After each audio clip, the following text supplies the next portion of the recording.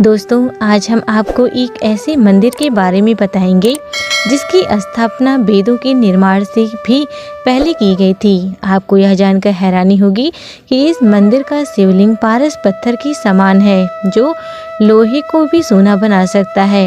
यह मंदिर और इसमें बना शिवलिंग इतना विचित्र है कि इसके बारे में जानकर आप आश्चर्यजनक रह जाएंगे। तो दोस्तों, इस ब्लॉग पोस्ट में आप जानेंगे रहस्यमय पशुपतिनाथ मंदिर के अनसुलझे रहस्यों के बारे में।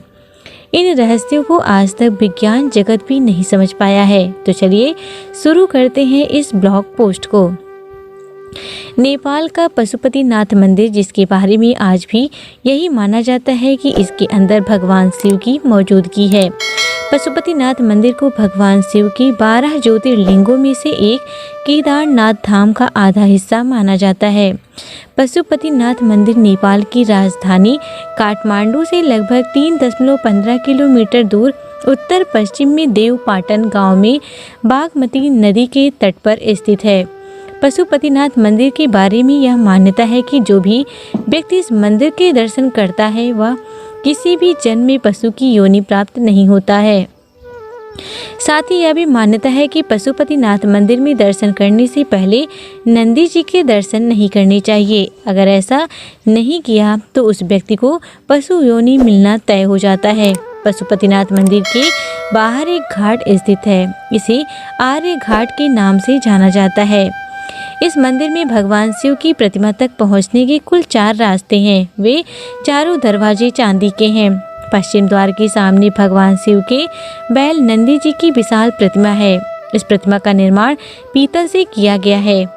इस परिसर में वैष्णव और शैव परंपरा की कई मंदिर और प्रतिमाएं हैं। नेपाल का पशुपतिनाथ मंदिर कई मायनों में प्रमुख माना गया है।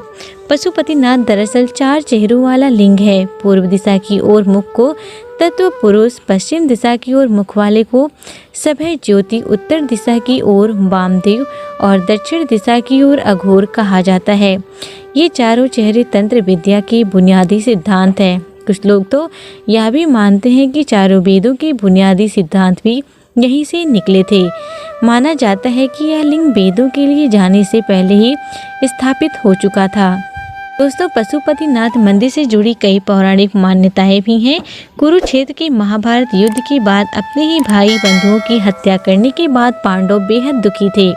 उन्होंने गोत्र वध किया था। उन्हें अपनी करने का पछतावा भी था और वे इसका पश्चाताप करना चाहते थे।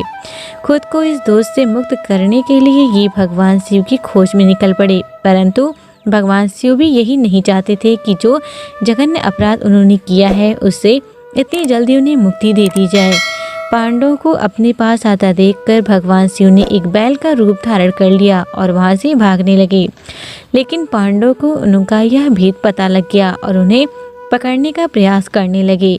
इस भाग दौड़ी के दौरान शिव जी जमीन में लुप्त हो गए और जब वे पुनः अवतरित हुए तो उनके टुकड़े अलग अलग जगह बिखर गए। नेपाल के पशुपतिनाथ में उनका मस्तिष्क गिरा था और तभी से इस मंदिर को तमाम मंदिरों में सबसे खास माना जाने लगा। केदारनाथ में बैल का कोपड़ा गिरा। बैल के आगे की 2 टांगे तुंगनाथ में गिरी। ये जगह केदार के रास्ते में ही पड़ती हैं। बैल का नाभि वाला हिस्सा हिमालय के भारतीय हिस्से में गिरा। इस जगह को मध्येश्वर कहा जाता है, जहाँ एक बहुत ही शक्तिशाली मणिपूरक लिंग है। बैल के सींग जहाँ गिरे उस जगह को कल्पनाथ कहते हैं।